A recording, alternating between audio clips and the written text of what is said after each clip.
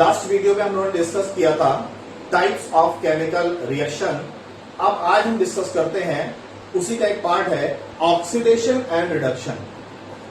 हिंदी में ऑक्सीकरण और अपचयन क्लास 12 के लिए भी यूजफुल है कि ऑक्सीडेशन और रिडक्शन होता क्या है। तो ऑक्सीडेशन रिडक्शन के दो कॉन्सेप्ट्स हैं, लेकिन जो कॉन्सेप्ट क्लास 10 में है वो ओल्ड कॉन्सेप्ट है। ऑक्सीजन का लेना, हाइड्रोजन को देना, ये कॉन्सेप्ट ओल्ड कॉन्सेप्ट है और न्यू कॉन्सेप्ट जो है वो आप हायर क्लासेस में क्लास 12 में चल करके पढ़ेंगे। बट हम आज यहीं पर आपको दोनों कॉन्सेप्ट समझाने की कोशिश करते हैं। तो सबसे पहले ऑक्सीडेशन। ऑक्सीडेशन का मतलब होता है ऑक्सीकरण, यानी oxidation is a process in which any substance attach A oxygen molecule OR remove hydrogen, यानी कोई भी ऐसी अभिक्रिया जिस अभिक्रिया में कोई भी पदार्थ अपने साथ ऑक्सीजन को जोड़ता है या हाइड्रोजन को रिमूव करता है या किसी पॉजिटिव एलिमेंट को रिमूव करता है, उस अभिक्रिया को हम ऑक्सीडेशन अभिक्रिया यानी ऑक्सीकरण अभिक्रिया कहते हैं। अगर हम एग्जाम्पल देखें तो C+O2 गिव्स आउट CO2, यानी कार्बन ने अपने साथ ऑक्सीजन को जोड़ा और कार्बन डाइऑक्साइड का फॉर्मेशन हुआ। तो इस रिएक्शन में ऑक्सीजन का ऐड हुआ है, इसलिए कार्बन का ऑक्सीडेशन हुआ है यहाँ पर। तो ये रिएक्शन एग्जाम्पल है ऑक्सीडेशन का। दूसरा, अगर हम हाइड्रोजन को ऑक्सीजन से रिएक्शन करवाएं, यानी H2+O2 गिव्स आउट H2O, तो हाइड्रोजन और ऑक्सीजन रिएक्शन करेंगे और वाटर का फॉर्मेशन होगा। तो हाइड्रोजन ने ऑक्सीजन को ऐड किया, तो यहां पर भी क्या हुआ? ऑक्सीडेशन हुआ। ऐसा example S+O2 gives out SO2, तो सल्फर ने ऑक्सीजन को खुद से अटैच किया और सल्फर डाइऑक्साइड का फॉर्मेशन हुआ। यहां भी क्या हुआ? ऑक्सीडेशन हुआ। Pb+O गिव्स आउट PbO, यहां पर लेड का ऑक्सीडेशन हुआ। क्यों? क्योंकि लेड ने ऑक्सीजन को अपने साथ अटैच किया, इसलिए सर क्या हुआ? ऑक्सीडेशन हुआ। अब अगर हम हाइड्रोजन को रिमूव करने कंडीशन में देखें, हमने आपको बताया ना कि कोई सब्सटेंस ऑक्सीजन को जोड़े अपने साथ, अटैच करे तो ऑक्सीडेशन होता है, या हाइड्रोजन को रिमूव करे तो ऑक्सीडेशन होता है। तो अभी हमने पीछे हाइड्रोजन प्रिपरेशन की लेबोरेटरी मेथड देखा था, यानी हाइड्रोजन की प्रयोगशाला विधि। तो उसी रिएक्शन को देख लीजिए, Zn+H2SO4 gives out ZnSO4 plus H2। ध्यान दीजिए, इस सेक्शन में क्या रिमूव हुआ? हाइड्रोजन रिमूव हुआ। तो यहां पर क्या हुआ? यहां भी ऑक्सीडेशन हुआ। क्लियर? अब डिस्कस करते हैं ऑक्सीडेशन के एग्जांपल्स की। तो ऑक्सीडेशन प्रोसेस को आपने अपनी डेली लाइफ में बहुत नजदीक से देखा है, जिस प्रोसेस को हम बोलते हैं कोरिजन, यानी हिंदी में रस्टिंग ऑफ आयरन, लोहे पर जंग लगना। Corrosion is an oxidation process of any metal due to which the metal reduces layer by layer, यानी कि ऑक्सीडेशन में जो संक्षारण क्रिया है, जिसको इंग्लिश में कोरिजन कहते हैं, इस क्रिया में, इस रिएक्शन में कोई भी मेटल के लेयर पर एक ऑक्साइड की फिल्म बन जाती है, यानी उसके ऊपर ऑक्साइड की परत बन जाती है, जिससे वो धीरे धीरे परत दर परत यानी लेयर बाय लेयर डिकम्पोज होता जाता है, जैसे आपने जंग लगे हुए लोहे को खत्म होते देखा है। इसमें जो रिएक्शन होता है उसमें Fe ऑक्सीजन से रिएक्शन करता है, फेरिक ऑक्साइड का प्रिपरेशन करता है और यही लेयर इसको डिकम्पोज कर देती है। तो रस्टिंग ऑफ आयरन एक इंपॉर्टेंट एग्जाम्पल है कोरिजन का। तो कोरिजन को आप लर्न कर लीजिएगा, एग्जाम के लिए इंपॉर्टेंट है। ऑक्सीडेशन का नेक्स्ट एग्जाम्पल अगर हम लें तो रेंसिडिटी, ये भी आपके लिए इंपॉर्टेंट है आपके सिलेबस में। रेंसिडिटी का मतलब एसिडिटी उसमें डेवलप हो जाना। आपने देखा होगा जितने भी फैट मटेरियल्स होते हैं, वसीय पदार्थ होते हैं, चिकने पदार्थ होते हैं, वो टाइम गुजरने के साथ साथ उनका टेस्ट, उनकी स्मेल चेंज होती जाती है। क्यों? क्योंकि उनके अंदर भी ऑक्सीडेशन यानी ऑक्सीकरण अभिक्रिया हो जाती है, जिससे कि वो डिकम्पोज होने लगते हैं। इसी प्रोसेस को रेंसिडिटी कहते हैं, यानी कि वसीय पदार्थों का खत्म हो जाना या खराब हो जाना। और इन पदार्थों को हम रेंसिडिटी होने से बचाने के लिए इनमें हम एंटीऑक्सीडेंट मिलाते हैं। एंटीऑक्सीडेंट वो सब्सटेंस होते हैं जो ऑक्सीजन के इफेक्ट को कम करते हैं। याद रखिएगा, एंटीऑक्सीडेंट, एंटी माने दुश्मन, किसका? ऑक्सीडेंट, ऑक्सीजन का दुश्मन। तो ऐसे सब्सटेंस को मिलाने से रेंसिडिटी को रिमूव किया जा सकता है। तो रेंसिडिटी आपके लिए इंपॉर्टेंट है। एक क्वेश्चन आपके टीचर आपसे पूछ सकते हैं कि why would the color of iron nail changed when it dipped in the copper sulfate solution? यानी कॉपर सल्फेट सोल्यूशन में डूबी हुई लोहे की कीलों का रंग चेंज क्यों हो जाता है? तो अभी आपने डिस्प्लेसमेंट रिएक्शन पढ़ा था।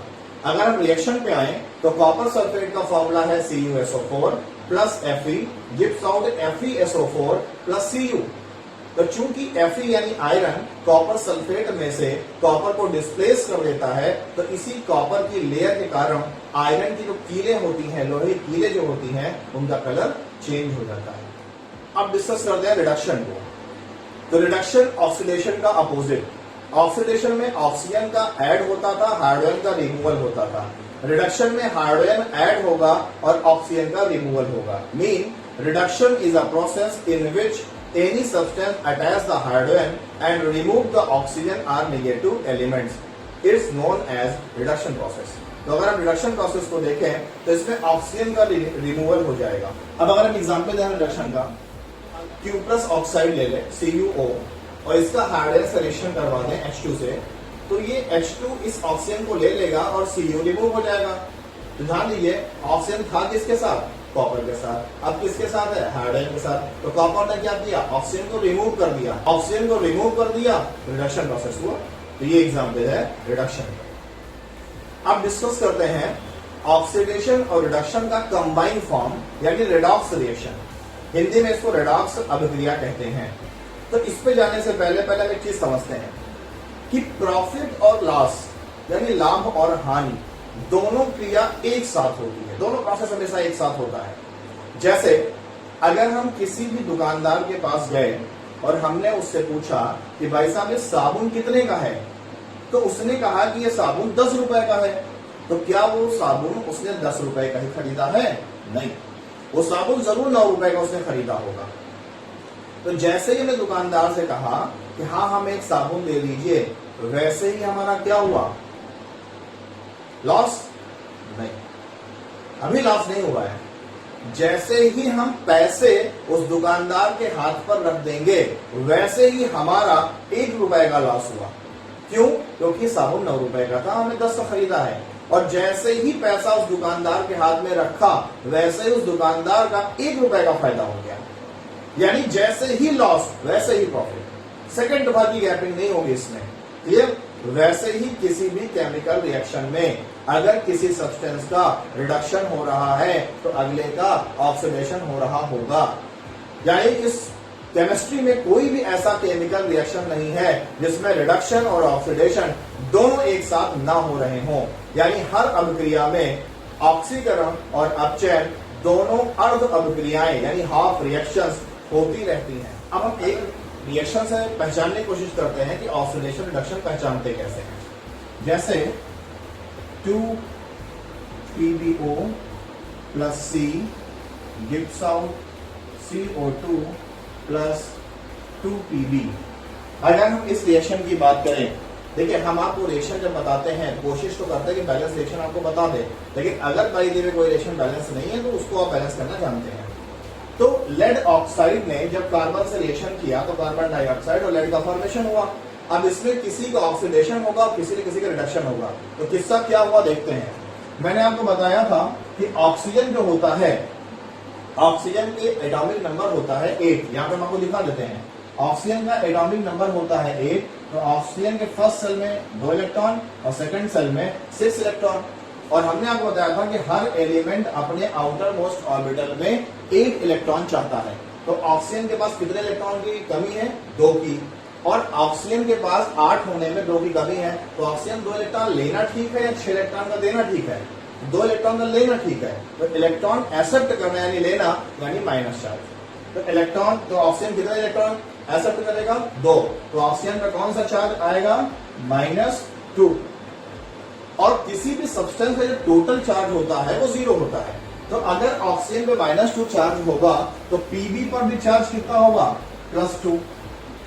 क्लियर? अब कार्बन कैसा है? अकेला है। अभी हमने बताया था कि जब कोई सब्सटेंस अकेला होता है तो उसका ऑक्सीडेशन नंबर 0 होता है। ऑक्सीडेशन नंबर एक चार्ज होता है जो किसी भी सब्सटेंस पर तब आता है जब वो किसी दूसरे से अटैच होता है।